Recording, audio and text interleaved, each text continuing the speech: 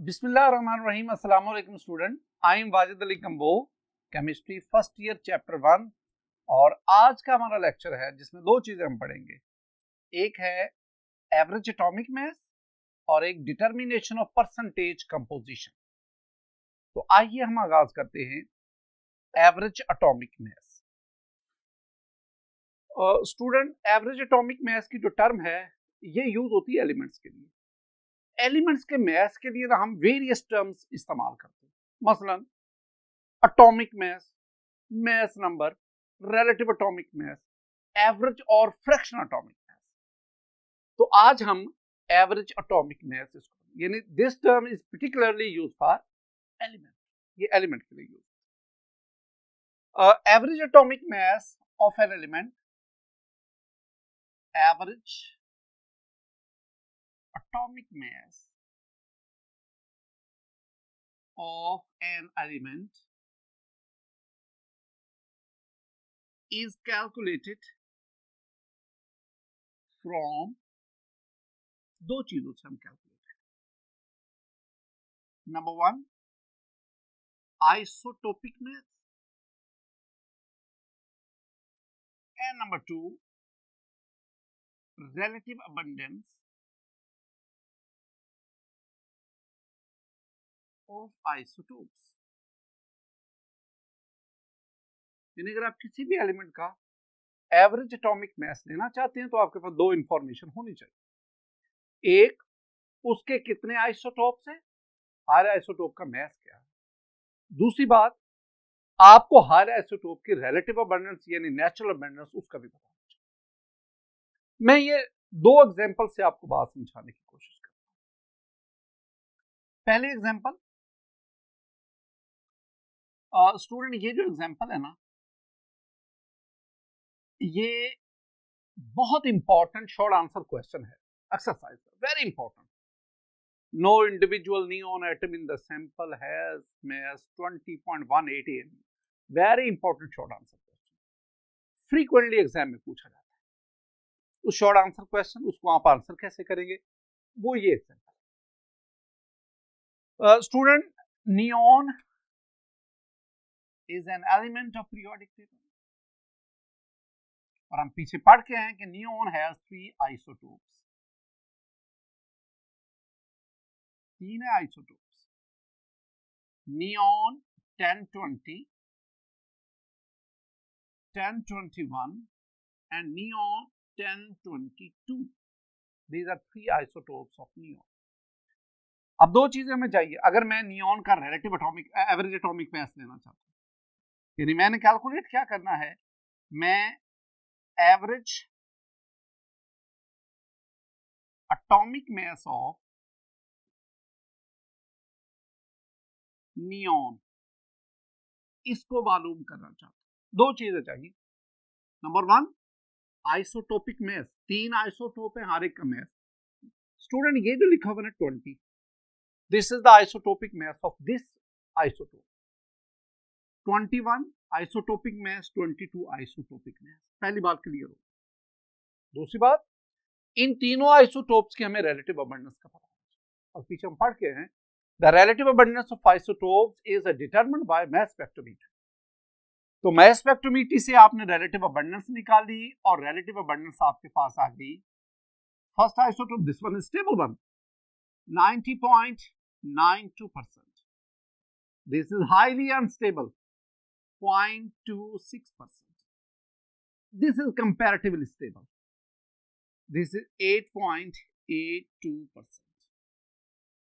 अब आपने क्या करना है, आपने इसके आइसोटोपिक मास को रिलेटिव अबंडेंस से मल्टीप्लाई करना है। I mean 20 multiply by 90.92 plus 21 multiply by 0.26 plus 22 multiply by 8.82 divided by 100। Student इसको कैलकुलेट करें, the answer will B 20.18 AM। The average atomic mass of neon is 20.18। आप इसे ना average atomic mass भी कह सकते हैं, एवरेज भी कह लो, आप इसे फ्रैक्शनल एटॉमिक मास भी कह, fractional atomic mass of neon. Fractional क्यों कहते हैं? क्योंकि ये जो आपके पास मास आया, जो वैल्यू आई, ये होल नंबर में नहीं है, ये पॉइंट्स में, इशारिये में है, लिहाजा हम इसे कहते हैं फ्रैक्शनल एटॉमिक मास और एवरेज एटॉमिक मास। एक और एग्जांपल,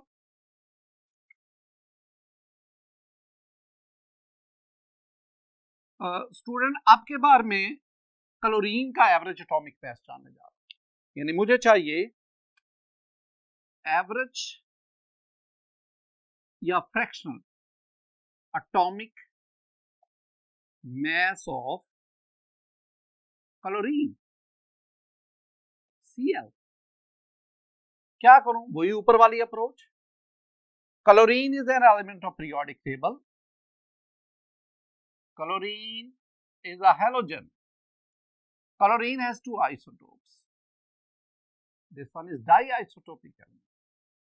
Chlorine 1735, chlorine 1737, दो आइसोटोप्स। हमें दो चीजें चाहिए, इनकी आइसोटोपिक मास और इन दोनों की रिलेटिव। आइसोटोपिक मास ये है 35, इसका आइसोटोपिक मास 37, इसका आइसोटोपिक। रिलेटिव अबंडेंस चाहिए, इसकी रिलेटिव अबंडेंस 75.53%, ज्यादा स्टेबल है 75%, और इसकी रिलेटिव अबंडेंस जो आपके पास है वो है 24.47%। अब वही अप्रोच जो हमने ऊपर यूज किया, यानी इसके आइसोटोपिक मास को रिलेटिव अबंडेंस से multiply, 35 multiply by 75.53, then 37 multiply by 24.47 divided by 100. Student, the answer is 35.489. अब आप ना इसको राउंड ऑफ कर लो, आपके पास ये बन जाएगा 35.58. So the average or fractional atomic mass of chlorine is 35.58. ये था हमारे पास आज का पहला टॉपिक, जिसमें हमने एवरेज या फ्रैक्शनल एटॉमिक मास को स्टडी किया। अब हम आगे बढ़ते हैं। आज का हमारा दूसरा टॉपिक है determination of percentage composition. Student, पहले हम ये जानना चाहते हैं ये परसेंटेज कंपोजिशन होती क्या है। एक्चुअली परसेंटेज कंपोजिशन होती है किसी भी कंपाउंड में जो एलिमेंट्स है ना, हर एलिमेंट की परसेंटेज को मालूम करना। जैसे कि glucose consist of 3 elements, carbon, hydrogen, oxygen. तो जब मैं कहता हूँ ना कि calculate the percentage composition of glucose, तो मेरा इससे मुराद है कि आप percentage of carbon, percentage of hydrogen and percentage of oxygen find out करें। Benzene consist of 2 elements, carbon, hydrogen. जब हम कहते हैं कि percentage composition of benzene, it means कि percentage of hydrogen and percentage of carbon. तो percentage composition of a compound mean कि उस कंपाउंड में जो जो भी एलिमेंट है, हर एक एलिमेंट की परसेंटेज को फाइंड आउट करना। तो डेफिनेशन हम क्या कहेंगे? इसकी डेफिनेशन ये होगी, number of grams of an element in 100 grams of the compound, that is called the percentage composition. Percentage composition को एक और नाम भी हमारे बुक में दिया है कि calculate the percentage of an element in a compound. ये हमारे बुक में। Student, percentage composition of a compound इसको कैसे मालूम करते हैं, मैं दो तरह से आपको समझाऊंगा। First one is experimentally and the second one is theoretically. तो let's start experimentally. Various experiments are performed to determine the percentage composition. हमारे पास एलिमेंटल एनालिसिस है, combustion analysis, Dumas method, Kjeldahl's method. There are various method to determine percentage composition experimentally. Combustion analysis हमारे next topic में हम उसको बड़ी detail से discuss भी करेंगे. तो एक्सपेरिमेंटली परसेंटेज कंपोजिशन, इसके लिए हमारे पास एक फॉर्मूला है जिसको आपने फॉलो करना. फॉर्मूला क्या है? फॉर्मूला है percentage of an element in a compound that is equal to mass of element in compound over mass of compound multiply by 100. तो ये जो mass of compound, जब आप एक्सपेरिमेंट परफॉर्म करेंगे, कंबस्शन एनालिसिस हम देंगे, हम कहेंगे कि जो गिवन ऑर्गेनिक कंपाउंड उसका हमने इतना mass लिया, फिर उसे हम कैलकुलेट करेंगे कि जो उसमें एलिमेंट है कार्बन, हाइड्रोजन, ऑक्सीजन, उसका कितना कितना मैस जो है ना वो हमारे पास हासिल. फिर इस फार्मूला की मदद से हम वो एलिमेंट जो उस कंपाउंड में मौजूद है हर एक की 1 बाय 1 परसेंटेज को मालूम करें. एक्सरसाइज की एक एग्जांपल है, जरा उसको स्टडी करते हैं. एग्जांपल में हमारे पास जो स्टेटमेंट है जरा उसको देखें. 8.657 gram of a compound were decomposed into its element and gave 5.217 gram carbon, 0.962 gram hydrogen and 2.478 gram oxygen. Calculate percentage composition of compound under study.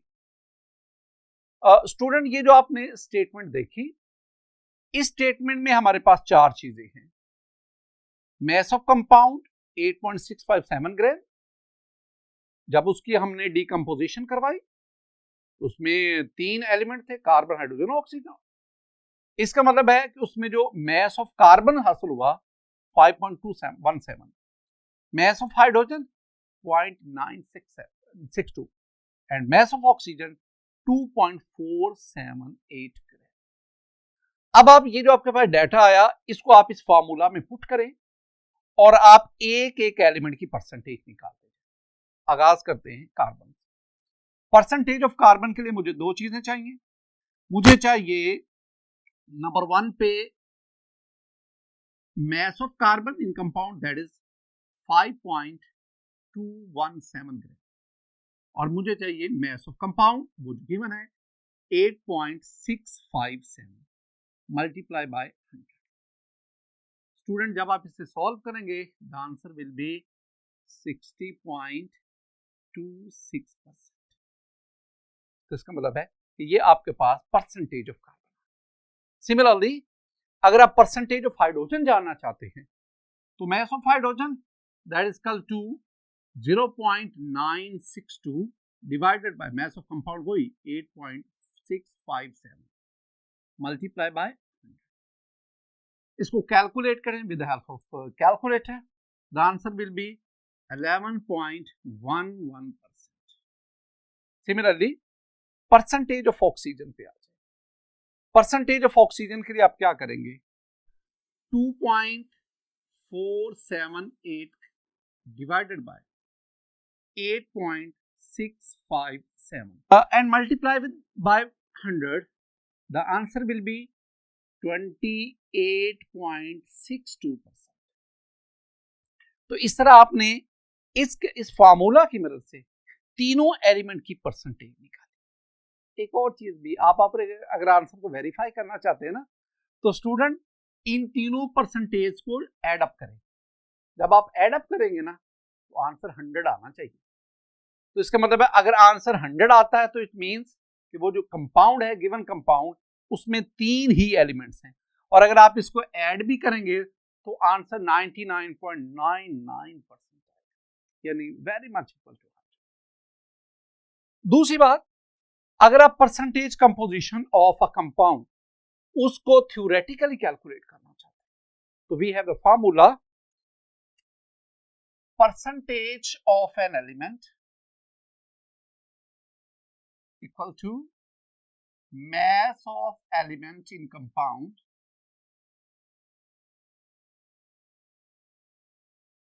divided by molar mass of compound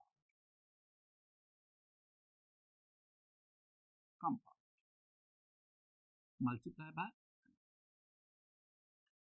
अगर आप exercise में जाएं, exercise question 14, इसमें आपने part A और part B दोनों को solve करना इस फॉर्मूला। अब मैं आपकी कुछ हेल्प करता हूं। जो पार्ट ए है ना, पार्ट ए में आपके पास 4 नाइट्रोजनस फर्टिलाइजर्स है, अमोनिया है, यूरिया है, अमोनियम सल्फेट है, अमोनियम नाइट्रेट है, ये 4 नाइट्रोजनस फर्टिलाइजर्स। इन चारों के अंदर आपने 1 by 1 परसेंटेज ऑफ नाइट्रोजन को फाइंड आउट करना है। मैं आपको एक ना, यानी calculate percentage of nitrogen in ammonia, ये क्वेश्चन आपका। अगर आप इसको सॉल्व करना चाहते हैं ना, तो यानी मैं परसेंटेज ऑफ नाइट्रोजन लेना चाहता हूं, तो मेरे पास दो चीजें होनी चाहिए, mass of nitrogen in ammonia and second one is molar mass of nitrogen, molar mass of ammonia, और इसको मैं 100 से मल्टीप्लाई। ये दो चीजें आप खुद कैलकुलेट करें। स्टूडेंट, आपके पास ये अमोनिया है NH3, nitrogen, you know the atomic mass of nitrogen 14 plus 3 hydrogen.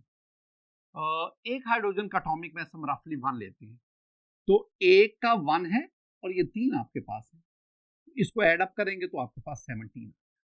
इसका मतलब है कि आपके पास अमोनिया में नाइट्रोजन का मास है 14 और अमोनिया का मोलर मास क्या होगा 17, यानी mass of nitrogen in ammonia 17 AMU जो भी है, और similarly molar mass of ammonia that is equal to 17 gram per mole. ये जो मोलर मास है इसका यूनिट है ग्राम, सॉरी ये हो गया 14, mass of nitrogen in ammonia 14 and mass of ammonia, molar mass of ammonia 7। Values put करें तो you will find mass of nitrogen 14, molar mass of ammonia 17 multiplied by 100. The answer is 82.35। तो ये percentage है। अब अगर मैं आपसे कहूं कि बताएं अमोनिया में हाइड्रोजन की परसेंटेज क्या है, तो बेटा जी अमोनिया में दो ही एलिमेंट है, एक नाइट्रोजन और एक हाइड्रोजन, और दोनों के परसेंटेज का सम 100 होना चाहिए। तो इसका मतलब है कि अगर आप हाइड्रोजन की परसेंटेज लेना चाहते हैं ना, तो आप इस अमोनिया की परसेंटेज, इस नाइट्रोजन की परसेंटेज, 100 में से नाइट्रोजन की परसेंटेज माइनस कर दे, you will get the percentage of. मैंने आपको अमोनिया, इसमें नाइट्रोजन की परसेंटेज बता दी, कैसे फाइंड आउट करते हैं। आपने यूरिया में, अमोनियम सल्फेट में, अमोनियम नाइट्रेट में आपने खुद नाइट्रोजन की परसेंटेज लेनी।